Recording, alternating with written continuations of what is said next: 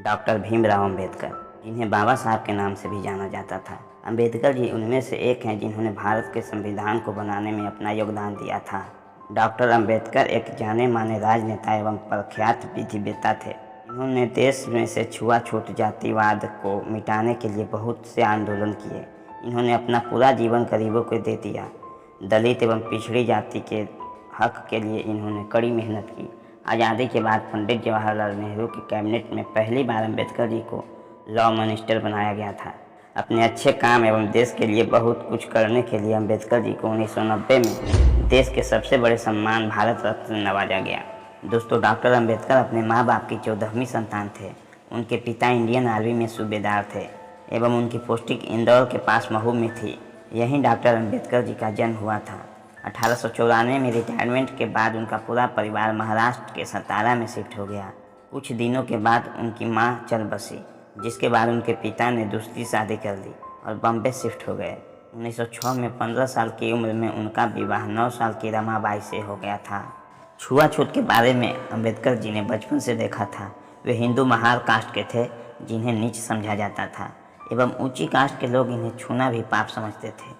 इसी वजह से अंबेडकर जी को समाज में कई जगह भेदभाव का शिकार होना पड़ा। इस भेदभाव एवं निरादर के शिकार अंबेडकर जी को आर्मी स्कूल में भी होना पड़ा था, जहां वो पढ़ाई किया करते थे। उनकी कास्ट के बच्चे को क्लास के अंदर तक नहीं बैठने दिया जाता था।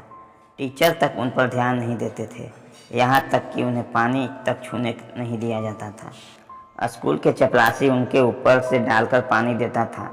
जिस दिन चपरासी नहीं होता था उस दिन लोगों को पानी तक नहीं मिलता था। स्कूल की पढ़ाई पूरा करने के बाद अंबेडकर जी को आगे की पढ़ाई के लिए बम्बई के एल्फिनस्टोन कॉलेज जाने का मौका मिला। पढ़ाई में बहुत अच्छे एवं तेज दिमाग के थे।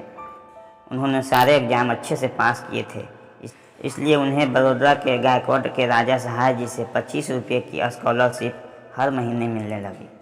उन्होंने राजनीतिक विज्ञान एवं अर्थशास्त्र में 1912 में ग्रेजुएशन पूरा किया। उन्होंने अपने स्कॉलरशिप की पैसे को आगे की पढ़ाई में लगाने की सोची और आगे की पढ़ाई के लिए अमेरिका चले गए।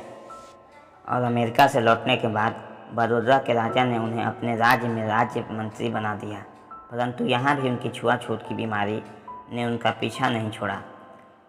इतने बड़े पद पर होते हुए भी उन्हें कई बार निरादर का सामना करना पड़ा। बॉम्बे गवर्नर की मदद से वे बॉम्बे के सिंड्रोम कॉलेज ऑफ कॉमर्स एवं इकोनॉमिक्स में राजनीतिक शास्त्र के प्रोफेसर बन गए। अंबेडकर जी आगे और पढ़ना चाहते थे। यहाँ लंदन यूनिवर्सिटी ने उन्हें DSc के अवार्ड से सम्मानित किया। अंबेडकर जी ने कुछ समय जर्मनी की बोन यूनिवर्सिटी में गुजारा।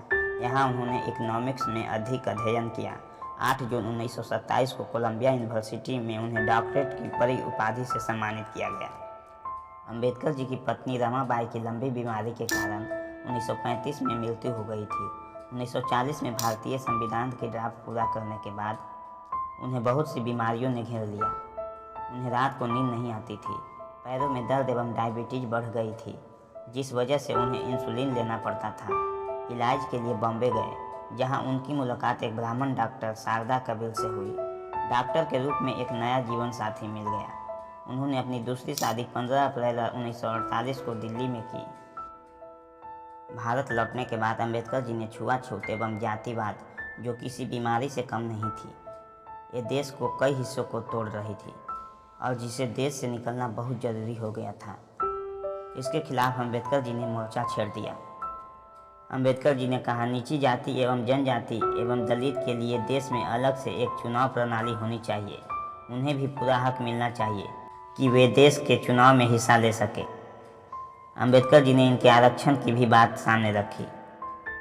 अंबेडकर जी देश के कई हिस्सों में गए, वहाँ के लोगों को समझाया बुझाया जो पुरानी प्रथा प्रचलित है वो सामाजिक बुराई है, उसे जड़ से उखाड़ फेंक देना चाहिए। उन्होंने एक न्यूज़पेपर मुकनायक शुरू किया। एक बार रैली में उससे भाषण सुनने के बाद कोल्हापुर के शासक साहूकर ने अपने पद से इस्तीफा दे दिया। इसके बाद पूरे देश में बहुत हल्ला हुआ। इस बात ने देश की राजनीति को एक नई दिशा दे दी थी। 1936 में अंबेडकर जी ने स्वतंत्र मजदूर पार्टी का गठन किया। 1937 में केंद्रीय विधानसभा चुनाव में उनकी पार्टी को 15 सीट की जीत मिली। अंबेडकर जी ने अपनी इस पार्टी को all India schedule caste party में बदल दिया। इस पार्टी के साथ वे 1946 में संविधान सभा के चुनाव में खड़े हुए, लेकिन उनकी इस पार्टी का चुनाव में बहुत ही खराब प्रदर्शन रहा। कांग्रेस एवं महात्मा गांधी ने अछूते लोगों को हरिजन का नाम दिया, जिससे सब लोग उन्हें हरिजन ही बुलाने लगे। लेकिन अंबेडकर जी को ये बिल्कुल पसंद नहीं आया और उन्होंने उस बात का विरोध किया।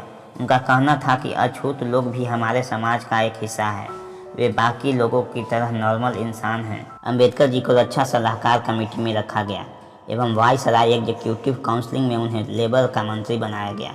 वे आज़ाद भारत के पहले लॉ मिनिस्टर बने। दलित होने के बावजूद उनका मंत्री बनना उनके लिए एक बहुत बड़ी उपाधि थी। भीमराव अंबेडकर जी को संविधान गठन कमेटी का चेयरमैन बनाया गया। उन्हें स्कॉलरशिप एवं प्रख्यात विधिवेत्ता भी कहा गया। अंबेडकर जी ने देश में भिन्न भिन्न जातियों को एक दूसरे से जोड़ने के लिए एक पुलिया की तरह काम किया। वे सबके समान अधिकार की बात पर जोर देते थे। अंबेडकर जी के अनुसार अगर देश में अलग अलग जाति एक दूसरे से अपना लड़ाई खत्म नहीं करेगा तो देश एकजुट कभी नहीं हो सकता। 1950 में अंबेडकर जी एक बौद्धिक सम्मेलन को अटेंड करने के लिए श्रीलंका गए। वहां जाकर उनका जीवन बदल गया। वे बौद्ध धर्म से अत्यधिक प्रभावित हुए और उन्होंने धर्म रूपांतरण की ठान ली। श्रीलंका से भारत लौटने के बाद उन्हें बौद्ध धर्म के बारे में बुक लिखी एवं अपने आप को इस धर्म में बदल लिया। अपने भाषण में अंबेडकर जी ने हिंदू रीति एवं जाति विभाजन को घोर निंदा करते थे। 1955 में उन्होंने भारतीय बौद्ध महासभा का गठन किया। उनकी बुक द बुद्धा एवं उनका धर्म का विभोजन उनके मरणोपरांत हुआ। 14 अक्टूबर 1956 को अंबेडकर जी ने एक आम सभा का आयोजन किया, जहां उन्होंने अपने 5 लाख सपोर्टर्स को बौद्ध धर्म का रूपांतरण करवाया।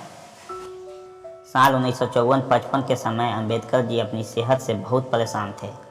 उन्हें डायबिटीज, आंखों में धुंधलापन एवं कई तरह की अन्य बीमारियों ने घेर लिया था। 6 दिसंबर 1956 को अपने घर दिल्ली में उन्होंने अंतिम सांस ली। डॉक्टर अंबेडकर जी को इस अविश्वसनीय कामों की वजह से उनके जन्मदिन 14 अप्रैल को अंबेडकर जयंती के नाम से मनाया जाने लगा।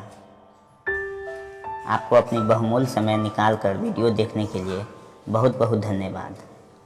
अगर आप हमारे उत्साह को बढ़ाना चाहते हैं तो वीडियो को लाइक और चैनल को सब्सक्राइब जरूर करें। फिर मिलेंगे किसी नई वीडियो के साथ। तब तक के लिए जय हिंद।